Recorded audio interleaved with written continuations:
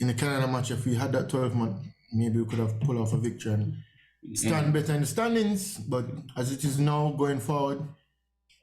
So let us clear that up for the viewers. Is it fully vaccinated or is it partially vaccinated? What's the issue?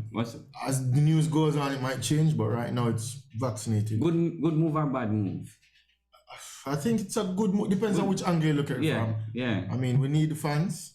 I mean, with the state of the country, we're not a vaccinated bunch in this country, so because we're still at a very low percentage. Very low percentage. 14%. Yeah, so probably encourage more people to go and take it. I think they probably even have it outside over by the arena before you can enter the stadium if you're unvaccinated. I guess you probably can be vaccinated on the day. So that's a big headline for the week. It's a big topic. So that match is November 16th.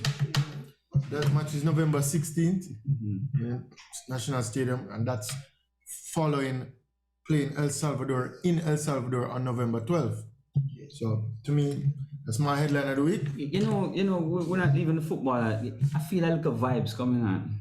I actually feel like we can actually reverse the curse. Yes, man.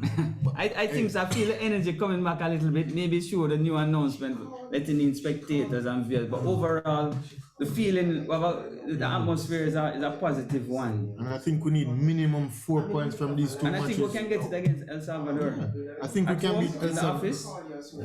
With the support, man. I think we're supposed to can pull back. We're not too far off, right? We're bunched up with the winners after. I mean, Mexico, USA, Canada going well, Panama. So if we can, squeeze Panama, right? Squeeze Panama, even so Canada. Yeah. I mean, and momentum as you go on, some things will fade, some things will rise. And I hope we are that team that will rise in the end and sneak in. And so we need momentum and we need 4 big points coming up. November the 12th in El Salvador, November 16th in Jamaica. Yeah. Vaccinated fans. I'm not one of them, but hey. Might just be vaccinated by that time, No. You have to support the reggae boys. Anyway, we're moving on to West Indies. Yeah. Oh boy. Good performance against Bangladesh. Not really good, but at least a win is a win. A win is a win in my book. We won by 3 runs. Chris Gayle still struggling. I think the coach kind of struggling as well in terms of the order, in terms of the batting lineup. I agree with putting Chris Gayle up in the head. Had Chris Gayle playing at number 4 or 5 after the power overs. The power play, I should say. Yeah. But I need Chris Gayle up in the head. Played up in the head the last match, out for about 4 or 5 runs. I mean, either way, take it. Work him into form. You have more man in the circle. Make him hit the ball over the top. West Indies has no chance. Well, no chance. I mean, what is wrong with West Indies cricket? Why this deep dive from? I mean, the yesteryears where we had much talent in the batting lineup, bowling lineup, but now cricket is lacking in the West Indies and it needs to step up. Yeah. I mean, I can speak for my country though, Jamaica. Yeah. I can tell you based on what I see here, I think we're still stuck in the past, just like every other sport. Them always talk about the 60s and the 70s and all that, and they're not realizing that Test cricket is actually dead. You know what I mean? So my opinion in terms of schoolboy, I think they should introduce more T20 cricket and market it just like how they used to do Flow Cup football. Yeah. And can you imagine a Calabar versus a KC T20? Say 15 overs instead of 20. KC versus Calabar at Sabina Park. It get youths and playing back cricket. Nobody's playing cricket now, Back in our days, every day after school, what we play? We play a little cricket. Yeah, I have to play cricket. With a box, a stuffed box, and if you do have a ball, but I think the marketing and just new ideas, that's one of the problems here within Jamaica. I can't speak for, I've been to Guyana. I know the Guyanese still take cricket serious, but for as a Jamaican, for Jamaica, we need to go out with Test cricket and promote T20 or whatever, limited overs. We can't have this. I don't even know the cups. You know the name of the cups? Headley Cup? Yeah, you know the names? But you know the names of every Manning Cup. Pepsi, Colts, because of, Walker Cup. part of it is marketing, and the youths are not seeing cricket anymore on TV. They don't see it as a glamour sport. But can you imagine KC Calabar T20 finals at Sabina Park? It would be a packed stadium, you know. KC playing lacrosse, I'll go and watch it. But I get the point, and I mean, it's yeah, marketing. As money. Cricket is a nice game, you know. Most of the Out again. table tennis people, them. Now, off West Indies cricket, we want to touch a little bit on the NBA. Now, Lakers struggling, Brooklyn still struggling. Ben Simmons about to join back the Sixers today against Atlanta. pressure is on. Ah, money. Can't be losing so much money. Yeah, I mean, these top earners and the dollars, and you know the business won't buckle without them. They lose an individual, but the business still going, and these players need the money. They need the dough. It's a good move. It's a professional move by him. And I mean, play and then get traded after. Yeah, well, that's what I think. They both come to an agreement. Play so we can get your trade market value more up there. Show the other teams what you're worth, and then we can trade you instead of you hold out. Showcase your talent. And the only last memory the teams have of you is you passing the ball under with a wide open dunk. Yeah, I mean, you want to play no matter what sport, no matter what conditions. You ain't in trouble with the association or the federal, whosoever. Every athlete wants to go out there and perform. And I mean, go out there and perform, and if the environment isn't suited to you, move. But don't be in the stands watching and then, go out there and a good showcase move. the talent. Good move for Philadelphia. Kyrie and Ben Irving. Simmons. Yes, still holding out. Still holding out, and the Nets won't extend his contract, and he's set to lose $196 million from that. Wow. Yeah, well, but as I said, and Kyrie had his supporters outside of the arena. Boy, the mom was knocked down the security guards. Yeah, man, they're protesting outside of the arena. But let us wait, as I said before, after the election, and let us see what happened in January. But I still do think that Kyrie will play this season. I think so. At You know, some point in time. the Nets struggling a bit. Lakers struggling Two as favorites, well. Nets and Lakers. Odds-on favorites, right? Yeah. Struggling. Bucks defending champions, not so bad. Yeah, but playing well. Yeah. NBA 75, big seasons, and you know, big and Martin. So look out for NBA 75. Yes. Now we have a special guest with us here today, Kane. This man is one of the greatest table tennis players from the 70s, and he's now based in Houston, where the World Championship of Table Tennis will be. They will be hosting the World Championship this year in November. So let us welcome the big man himself, the magic hand, Roberto Dino Byles. Welcome to Primal Sports Talk. Thank you guys for welcoming me.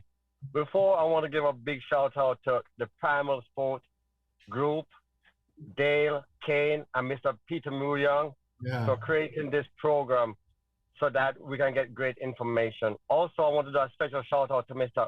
Randy Fagan. His shows come up right after yours. Definitely. Uncle Randy. So we're fortunate to have 4 of the top players in Jamaica on this platform, so you guys can bring education and bring back ping pong to the forefront. So we do appreciate you guys. Thank you very much. Thank you very much.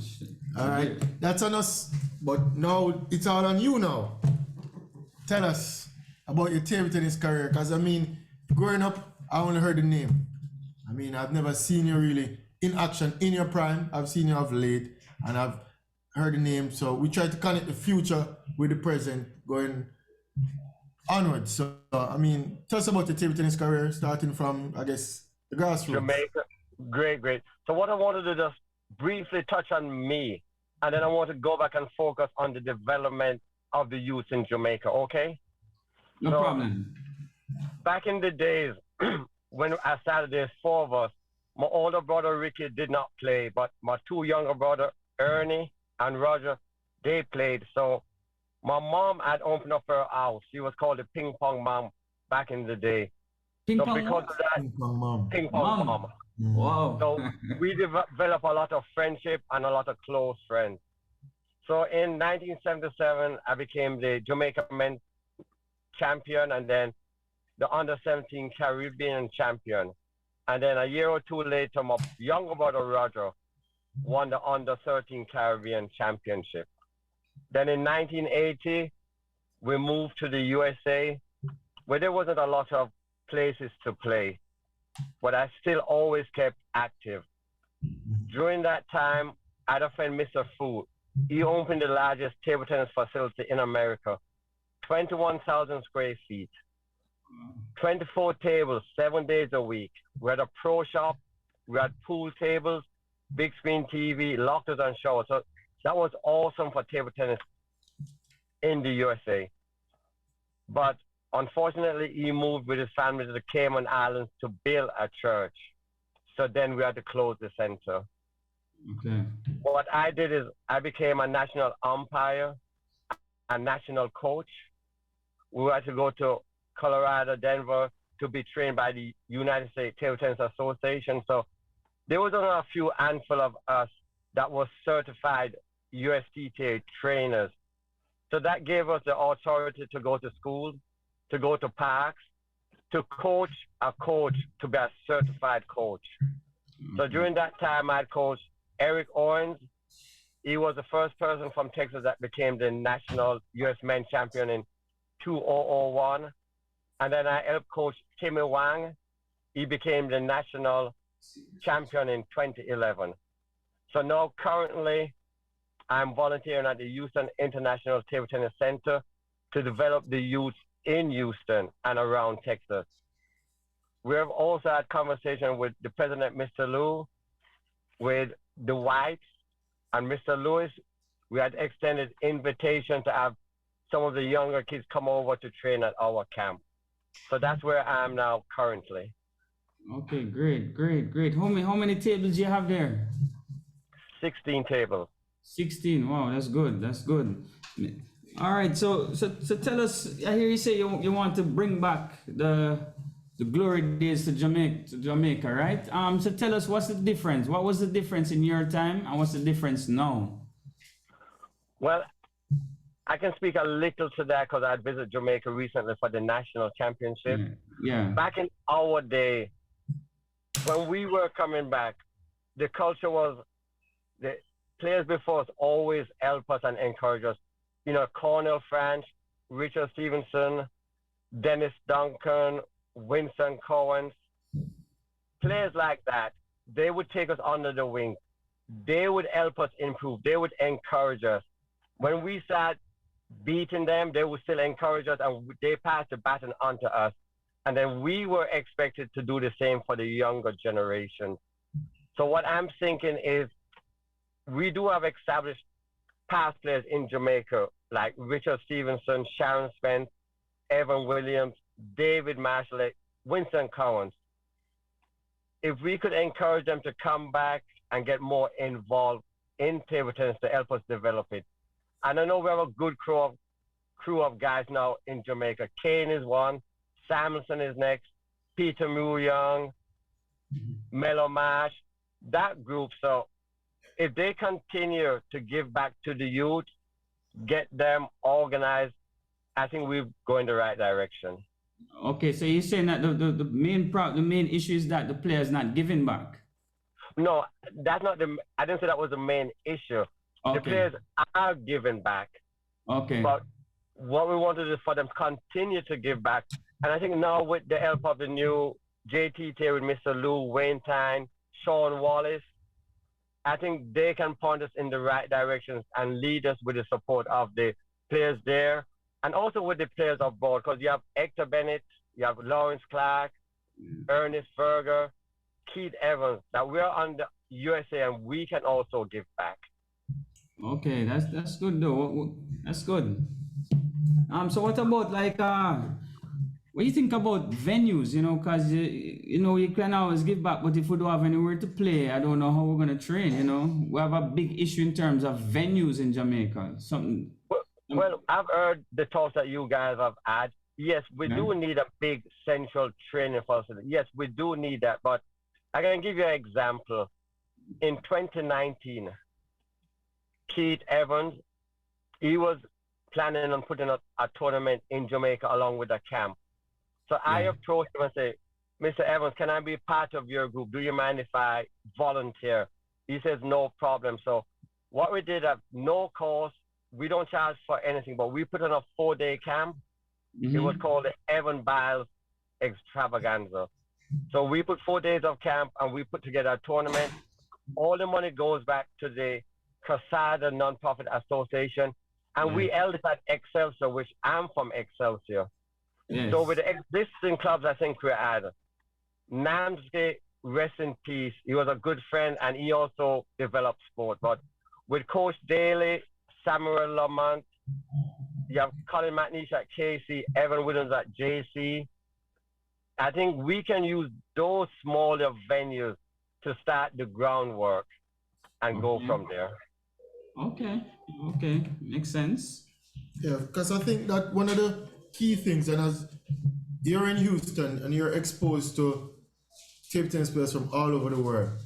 Yeah. And most of these players are coming from places where there's infrastructure, even with competing within our region. And I've been to some of these countries, they have a home for table tennis. And I think that one of the key things, as I said, when you were exposed to it back in the 80s, where Mr. Fu had a big place and that helped boom table tennis in that region.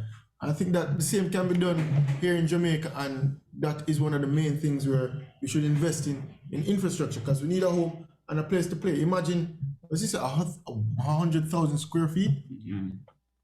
Yeah, 21,000. 21,000, my bad, with 24 tables. I mean, with a venue like that, not to that magnitude, but somewhere where a 10-table venue. 10-table venue, 12, 15, and a home for table tennis. Where we can play 7 days a week. 7 days a week. Just like you had mentioned before. Where you don't have to put up the tables or wait till an office opens or play at a set time, because everybody has different timings. It's kids, people who work, night shift, day shift. So a place where you can play at 2 o'clock in the morning if you want.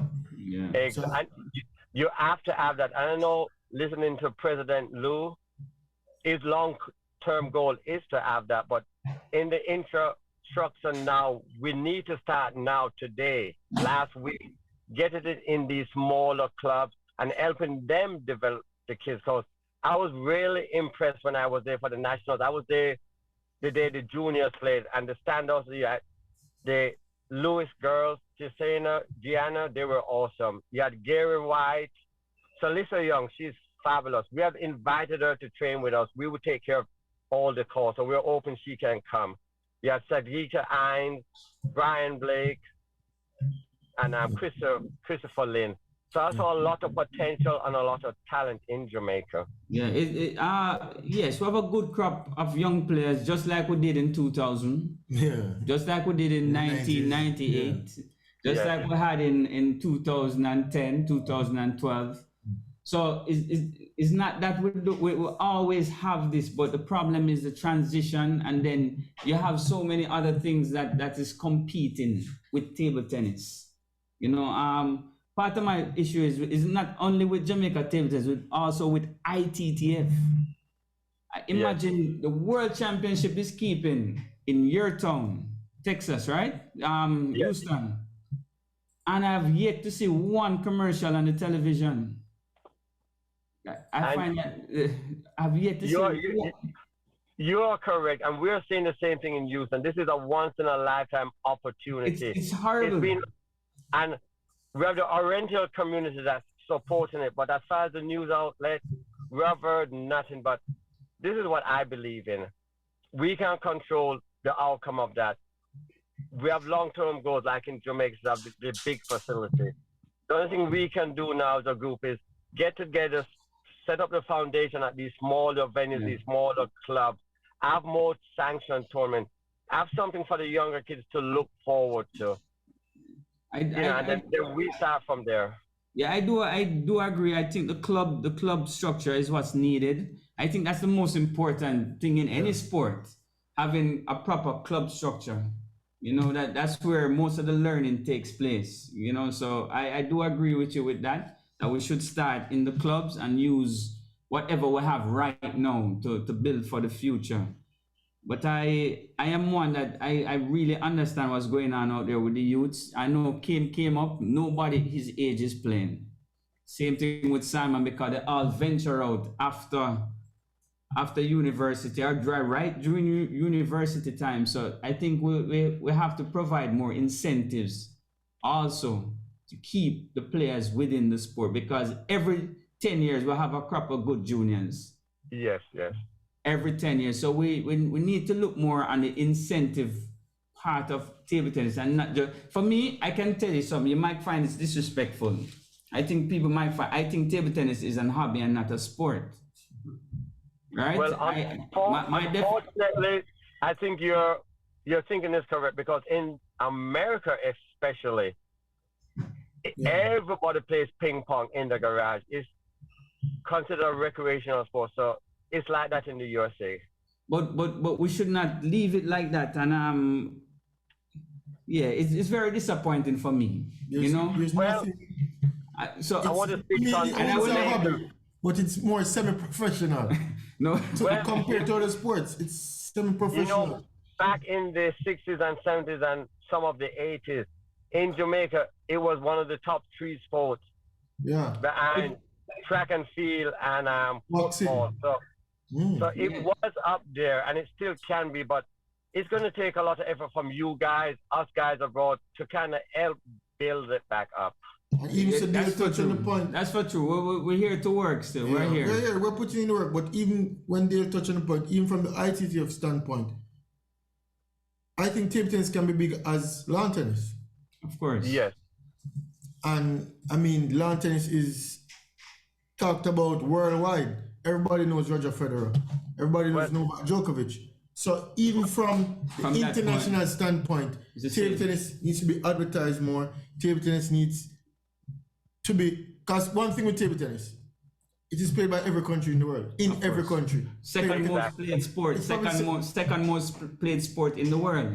And from a marketing standpoint, it's not only we're suffering from it in Jamaica, not only in the region of the Caribbean, but even from the world standpoint. And I think that there needs to be a movement to get table tennis, because we're table tennis people. We love table tennis. Of course. I mean, and we should model off other sports. And as Dale touched on, the club system is also a big thing. Because we get to see these players when they're not active for their countries, they're playing in clubs.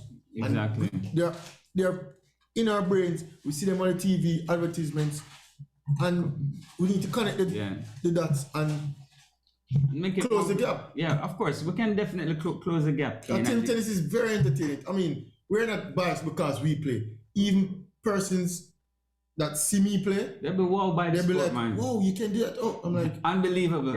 I mean, you ever heard about Ma Long? Yeah. If you think what I can do is good, I'm like, Ma who?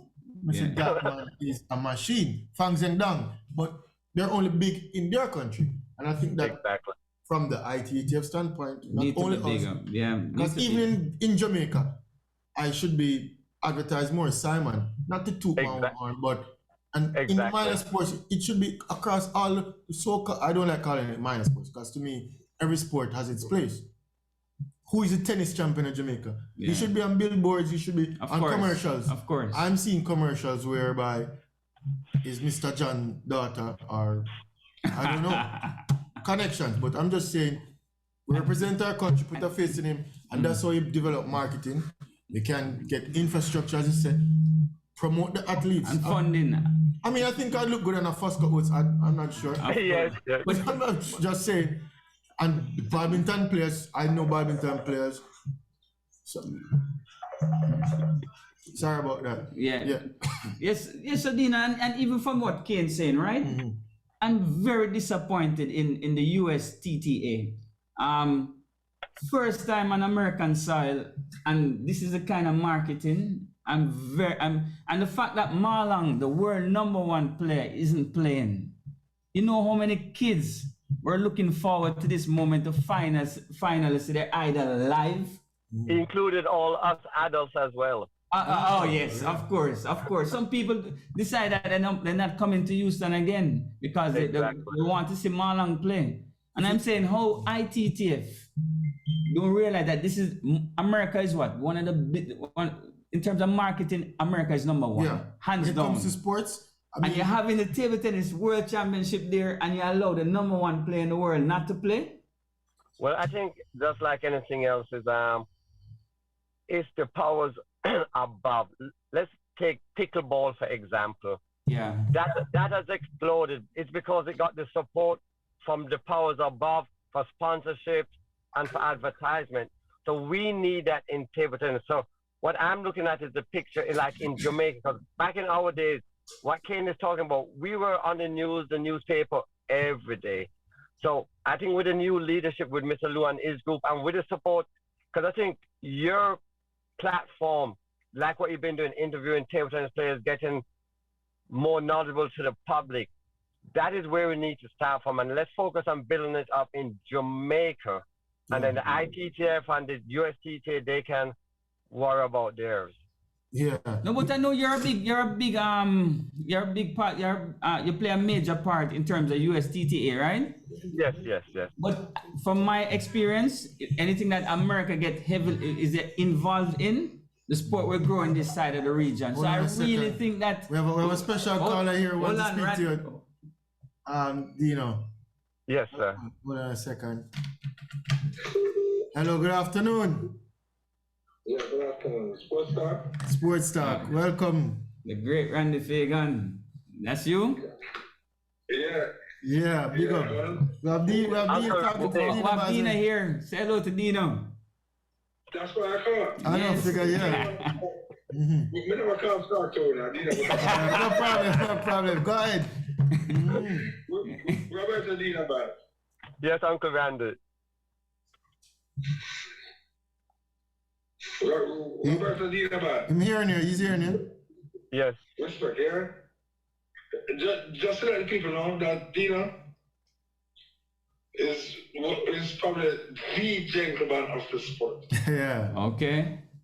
In and out of the sport, a gentleman all around.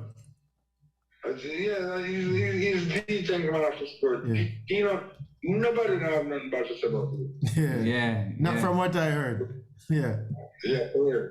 And we had a big rivalry back in the day, and the respect is always there. And a big shout out to his mom, Miss Pat Byles, who was always so encouraging and supportive of what I was doing. Yes. Yes. Thanks. Big Ping pong mom. Big up, Randy. Yeah. Thank you, Uncle Randy. All right. Thanks for the call. All right. All right. Yeah, Respect. man. Respect. Dean, I don't think Randy was here in your response, but yes, big up your the ping pong mom. Appreciate it, yes. Yeah. Yes. You said you're a true gentleman of the sport. Well, from my mom upbringing, I guess. Yeah. Of course. But, Yeah, man. we need to focus on the culture of table tennis in Jamaica. And I think Samuelson and Kane has been doing a great job, and yourself, Mr. Dale. So we need to continue doing that, bringing up the positive stuff about the sports. We know there's a lot of opportunities for us, but we need to share our experience and develop the younger kids. I know it's difficult now, but we all have to start somewhere and then give. Because I know Casada with Stephen Grant and his group, we're trying to do a lot of stuff at Excelsior. But we need to support the JTTA, give them the opportunity and the chance to work on their plans so we can grow the sport back. Most definitely, we need to come together as one so the sport can move forward. So I totally agree with you. Yeah, because I know we have a lot of good people in Jamaica that I've spoken over the years, and everybody wants to support and donate and sponsor. But because of the stigma that we had, nobody was willing to do that. But I think now it's changing. I think this is the right time we can get the sponsors. Once you have the sponsors back in and you have the financial, it'll be really easy to grow the sport again. And then I want to give a next shout out to Mr. Peter Muyan, because he probably has the best club in Jamaica. only open special hours. Top class. Top class facility, but only open special hours. I appreciate him allowing me to play at his club. and taking advantage of me because it was. But I'm expecting you guys to step up even more and provide your club for more of a coaching for the youngsters, maybe once a week. You bring them in there from 2 to 5 p.m. and you all give them good coaching, good competition, and set the example. Yes. Totally agree. Totally agree. We're working from our end, or we're trying to improve the sport. Awesome. And you have the support of us guys in the USA because Excel, Mr. Clark, Evan Williams, we're all here to help you guys. Yes, I will be giving you a call soon, Dino. I will be, because I need some donations from my club. No problem. I have you on my list. Okay, that's good. All right, so Dino, I thank you very much for coming on Primal Sports and sharing your experience, your table tennis experience with us here. And I'm looking forward to talk to you in the future. Yeah, and I appreciate what you guys doing for the Jamaican kids and Jamaicans. Let's keep it going strong. All right, thank you, Dino. Thanks, Dino. Appreciate it. Goodbye. Respect. All right. At the midway point, I know what time it is. Time for the controversy, boss. What he has for us this week? Take it away, Peter. Good afternoon, everyone. Good to be here. Great to hear from the great Dino Byles. Dino Byles is one of the people who got me into the sport in the mid 70s when I first came to play, and I've never seen a greater gentleman in the sport. No enemies. How can you go through life without enemies? I have so many enemies. How this man not don't have any enemies? Yeah. You must have enemies. Chris Marsh, I'm talking to you. Okay, so sports commentary. Who is the greatest athletics coach of all time? Some people say is the man who coached Bolt. Some say is the man who coached MVP. I don't know.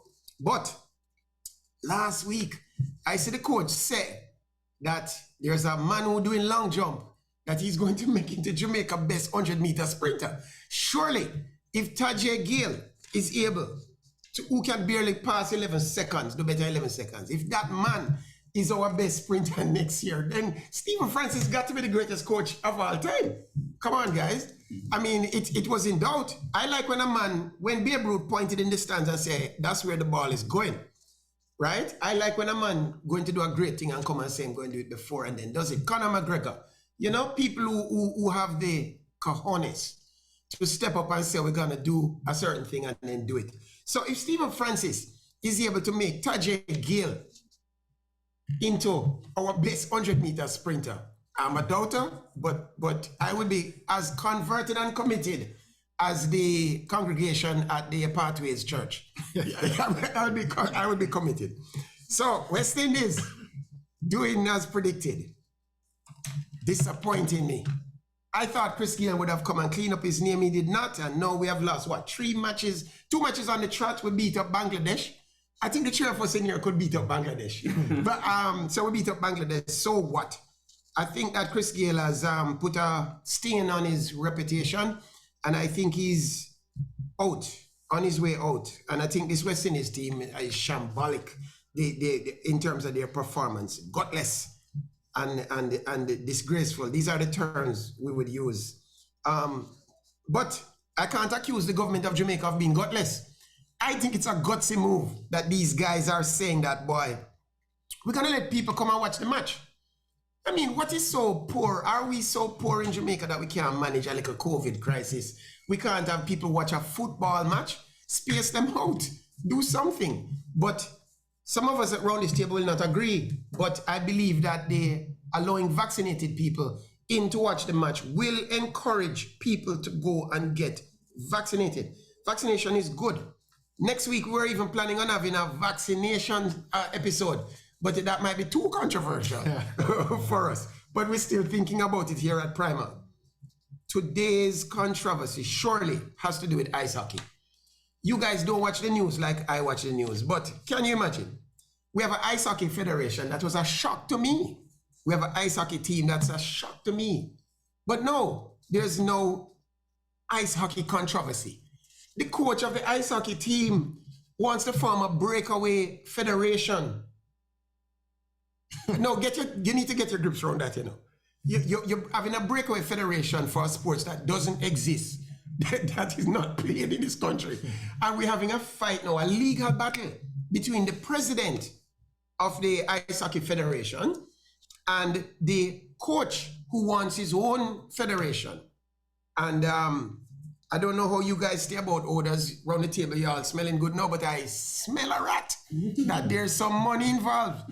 Why these people fighting over control over this sport that doesn't exist, ice hockey? I smell a rat. There's something going on. Maybe it might be above my pay grade, but something going on.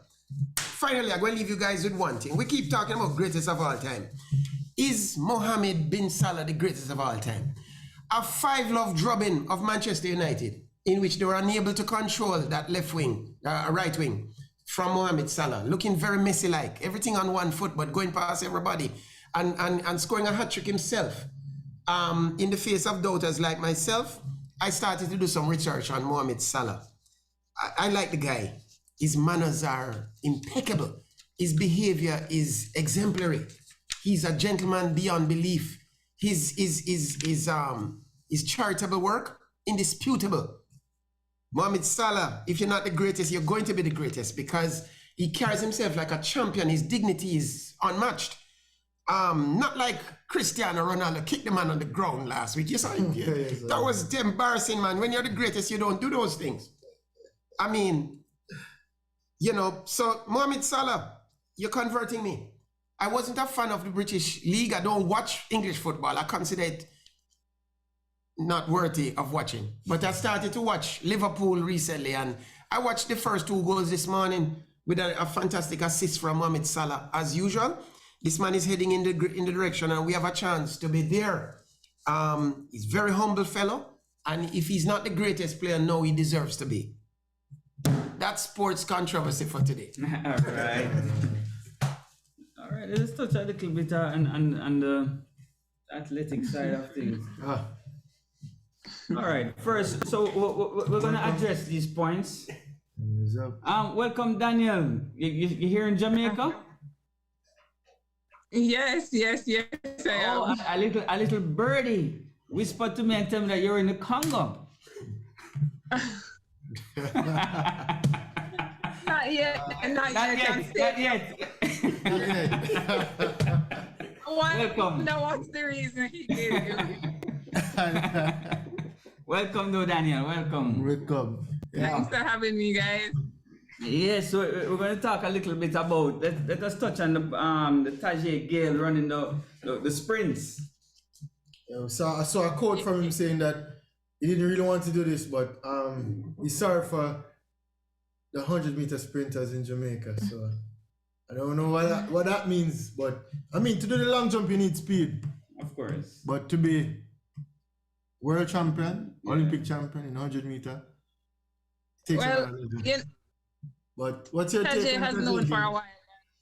Yeah, he has known for a while that he has some speed. He ran 10.4 when he won the World Championship in a national record in 2019. And this year, he actually ran 10.1. And most of the sprinters we've been talking about this year have been running 10.1, 10.0, haven't really been dipping below sub 10 seconds. So he's right around the mark and can easily, with some focus from Stephen Francis, can easily be the top sprinter next year, because we really don't have a solid sub 10 runner. Yeah. And he has ran 10.1 this year, so I don't see why he couldn't improve. That's 10.1 without training for the 100 itself, right? Yeah, it's a part of his long jump. Okay. He still does both. I don't think they would give up the long jump, but we really would have to see how they play that out. But I'm sure Mr. Francis know how to work it out. Definitely. You can do it like Carl Lewis. Carl Lewis did the 100 and the long jump at the same time. So. And I mean, Peter's having doubts that Stephen Francis is the greatest coach. I have no doubt. I mean, his array of athletes is unmatched, unrivaled. So, I mean, he's in the best camp to get there. To make the transition. I mean, but based on his competition level in Jamaica, I think he can finish in the top 3. Yeah. I mean, we know we have the likes of Taekwondo Tracy and Julian Fort and Been around for a been while. around for a while. Yeah, been I mean, around for a making the while. top 3 is still, you have to make the team first. And I said with training, 10-1 can become even faster, but I don't want him, what's his name, the Italian? Be a Marcel Jacobs, 1 year and then disappear. I don't know, maybe that would be good, but I think Tajay will be up there. I have full confidence in Mr. Francis. You know, I'm not going to go as far as what Peter said about the church, but yes, I have full confidence in Stephen. You know, so I think he will be there next year. yeah, so that's it. That's basically. Running 10-1 without any real, And pre-season training has started. Not pre-season, but before the season actually kicks off, has started. So the track and field athletes are warming up, getting into gear, doing their background training. So I mean, I'm sure there's more to come on his development, and then we'll see him in meets. But I think he can do it. Of course. I think he can do it. I mean, sub 10 is right there. So doing sub 10 and then. Of course. Because, I mean, Sherika Jackson now is down to the 1 and the 2, coming from the 4, and we've seen her run some of the top 10 fastest times ever. I don't like Sherika in the 100 still, but I think she should go back and just run 2-4 or something else. 2-4 is I think she's too slow out of the hard. blocks. She's too slow out of the blocks. I mean, but that can be fixed. Well, I mean, she's a quarter miler at heart, but I don't think it's she has gonna take some. explosiveness out the It's blocks. gonna take some time to get that reaction. It's an art. It's an art. So it's gonna take some time for her to get that reaction time down. But I think once she gets that start, because look, Elaine has been doing it for a while, and still Elaine's start is not as consistent. So you really have to give credit to people like Shelly-Ann who really get those bullet starts most of the time. So it's really, really not that easy to get that perfect reaction. MVP female is always on the top of the podium. So when they switch, they're not on top. So the switch now, so that leaves Sherika Jackson now to be on top of the podium. For Stephen Francis. But Stephen, she's the only one. She's the only one left back now. Her strength is in her top end still. So Sherika's strength is in her top end. So she just needs to get a good enough start and be in striking distance. You know. And I mean, she's getting better at the race, and she's already running 10.78. Well, we used to say that about Vernica. Oh, when you will get the start, she has never gotten it. I don't think Sherika cut out for the 100. That's just my opinion. What do you think about Bolt? You know, in Bolt first 4 races, Bolt had good starts in his first 4 100-meter races, and as Bolt continued to do the 100, the starts got worse. I don't really see Bolt and the word good start in the same sentence. All right, you know, he's somebody that, I'm going to challenge you on that one. The world record in 2009, Bolt was ahead of the field by 40 meters. I wouldn't say 40, but... By 40. Bolt was at Beijing, 2008 Beijing. When you look at the side view, from 30 meters, Bolt leading the race. 30 meters. Yeah, a good start. Same thing at Germany, Berlin. Same thing with the first record in New York. Yeah. Was ahead of the field, and both start got worse as he continued to do the 100. Both used to have him hand wide, then him have close, and it was horrible after the first 3 years. So I don't see Sherika improving at all. At the start? At all. No. At all. So you don't think she'll eclipse the 10.78? Really? I find that very strange. I've been watching them. I think 1 year from, well, not 1 year from now, but after the season finishes next year, that statement will be out the window. Sherika is too heavy. He will definitely take back that statement. Very surprised I think she'll run even faster come next year. I think so. Even especially after not competing in the 200-meter, qualifying through the rounds of the 200-meter Olympics. Because it's still a relatively new event. It's still a new event for her, so she should definitely improve. Well, as long as she's healthy. My bet is against her for the 100. I think she'll be a good 200 runner. She can probably even win the 4 if she go back to the 4. He'll eat his words next year, I'm sure. I want to ask you, Daniel, what's your thoughts on the stadium? Yes, that's why I'm so excited. What's your... I'm so excited because me and Peter we're in agreement. We're so excited. I'm so excited about the stadium allowing vaccinated people to go and mingle. Well, they still have to. I think it sends a really strong message. I don't know if Peter thinks it will encourage people to get vaccinated. I think it won't. When they look at the stadium, 5,000 people socially distanced, wearing masks, all vaccinated. I think it's going to be so hilarious. And I'm so excited to see. So you don't think it's going to work? I have a caller coming in. Hold on a second. It's not so much of work. These people are fully vaccinated. They're supposed to have protection. They're supposed to be enjoying the benefit of new normal. Hello, good afternoon. 1 second, Daniel. Vaccinated with. Hello, good afternoon. Welcome to Primal. 1 second, Daniel. Sorry. Good afternoon, Primal team. How you guys doing today? We're doing good. How about you? Not bad, not bad. Feeling very primal today? Yes, definitely. We definitely are. I'm an avid listener, and I always thought that the Primal beside you. I always thought he reasoned some solid points, but boy, this nonsense that I hear him saying about Sharika Jackson right now, man, I can't agree with it. I'm saying next year I'm sure he's going to eat his words. He's going to eat his words. Yeah, man.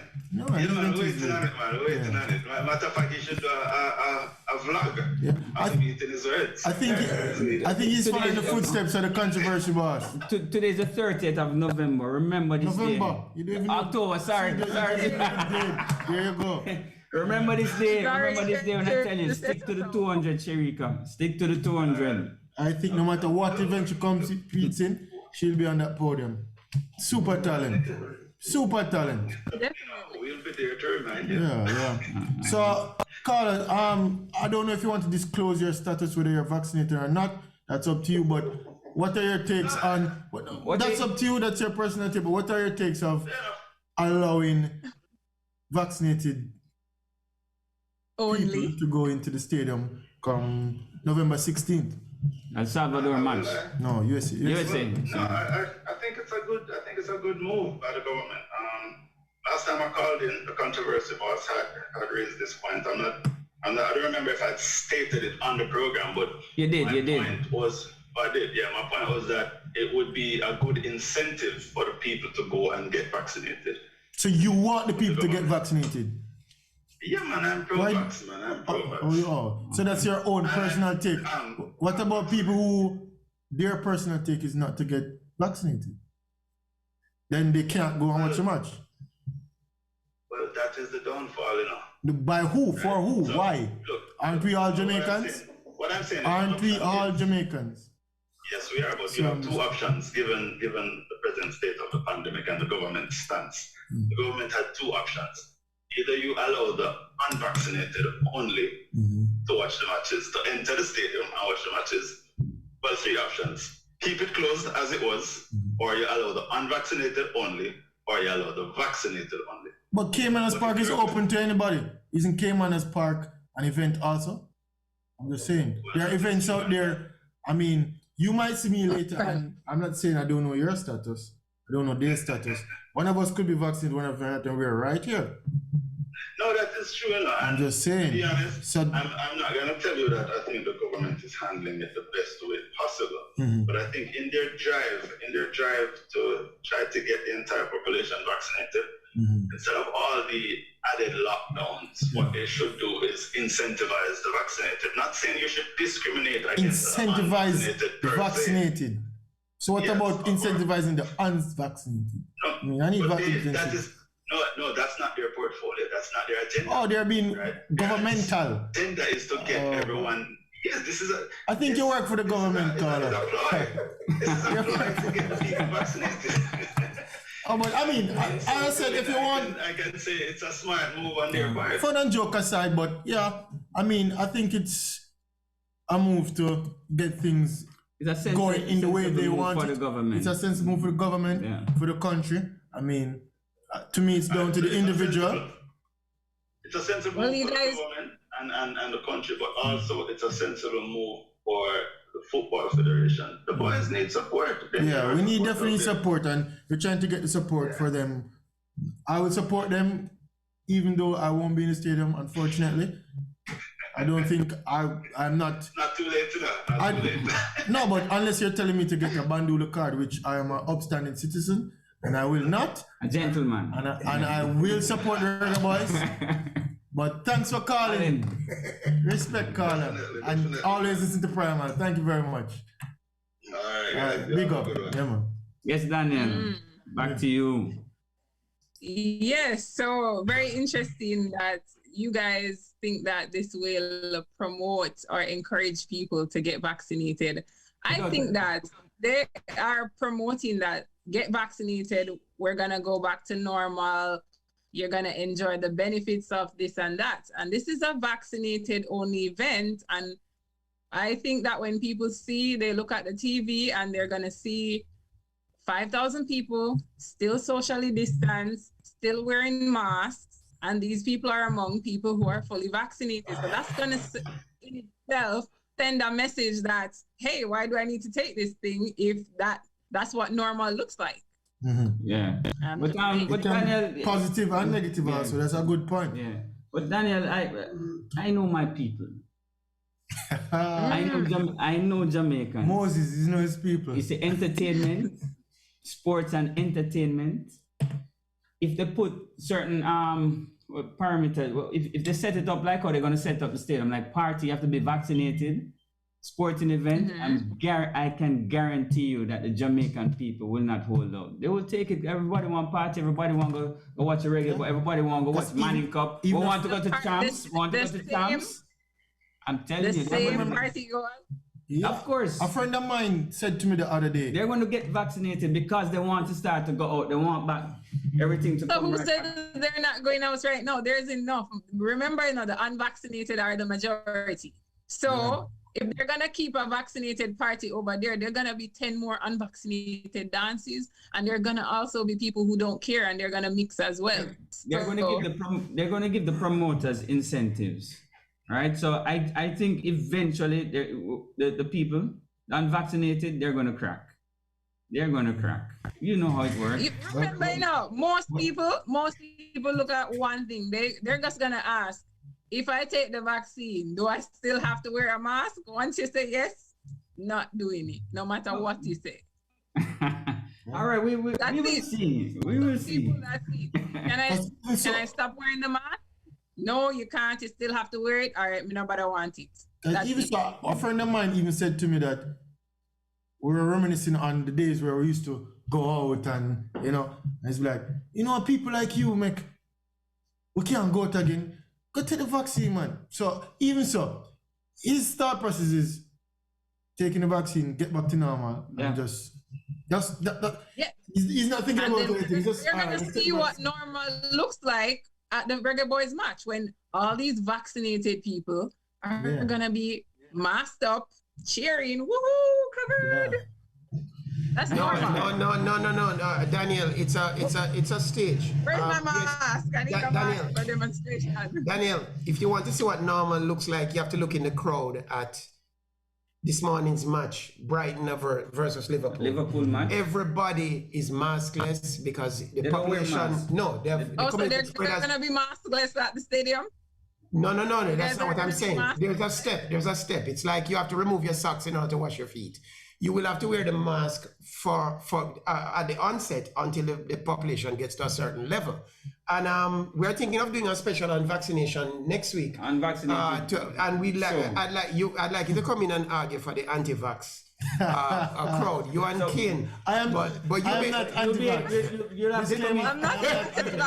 I'm either pro-vax or anti-vax. I am for. So Daniel, you have to come in at the start with us next week. But we think that show is important as a community service because I want Jamaica, like the rest of the world, we're the only country in the qualifying that does not have home support. Yeah, we need the home support. I want Jamaica to get back to normal. Mm-hmm. I think that the government has mishandled the public relations. And you know what I say about Primal?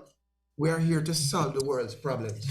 So anything like that, you ask me, we will find a way to solve the problem. And I'm telling you the way to solve the problem is let's have a show, talk to the community, the diaspora, whomever it is, and tell them what needs to be done in order to get things back to normal. Yeah. And I gave credit begrudgingly to the government, you know the way I said it? Yes. They have done a good job in taking this decision at last. They bungled it, They bungled it. One minister, I think Mackenzie was saying one thing, and then the next one saying another, and finally they decided to make logic rule. Let science rule. And I welcome you to come to the debate, Daniel, because I like competition in which the outcome is sure, And you're going to lose. You are going to lose. If you come to debate vax versus anti-vax, you're going to lose because, certain things always come out to light. And the truth will come out. So which side would Dale be on? I think Dale is a logical person. I've learned that. You too, you're logical. You're not logical. Wait a minute. What is he trying to say? What you trying to say? I heard a little joke that you had migrated, but I'm glad you're here. So come on, we're back to this. Change my mind. Yeah, I didn't know if you were going to Congo or Ecuador, but I'm glad that you're with us. All right, so you will be with us next week from the start of the show. Because yes, yeah, we'll have a thing. It's a community service. Primal, we need to solve the problems of the world, and it's a problem that we need to talk about. We need to talk about, vaccine and measures. And I'm sure leading up to the match, we'll hear more news on the match. Yeah, and we'll have more info. I mean, and you guys have to admit it. We said it on Primal weeks before everybody else. Yeah. We said it about Chris Gayle weeks before everybody else. We said it about the way calling people, the different dubious D&D athletes. We are always on the issues ahead of time, That it's funny, and we did say we should unvax people be allowed, vaccinated people be allowed, and it's taking trend. So anything you want to do to solve the world's and nation's problems, Primal is the place. Primal is the place. Yeah.